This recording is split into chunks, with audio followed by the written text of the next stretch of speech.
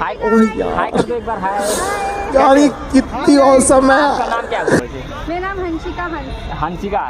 तो आपके लिए दो शब्द हैं कि 36 के फूल, हाँ। 42 की माला। हाँ। आपके इस मासूम चेहरे ने तो कत्ल कर डाला। Thank you. कातिलाना तेरी आंखें भी। अब आपके लिए, वैसे आप कहाँ से हो? मैं गोरखपुर से। गोरखपुर से। वाह, गोरखपुर में इतनी नेचुरल ब्यूटी मैंने कहाँ आज से हो? देख लिया भाई। आप कहाँ से हो? मैं आपके दिल से हूँ।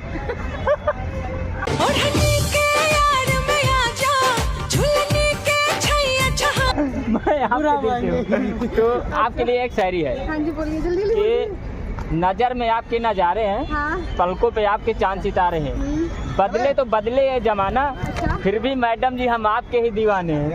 Thank you.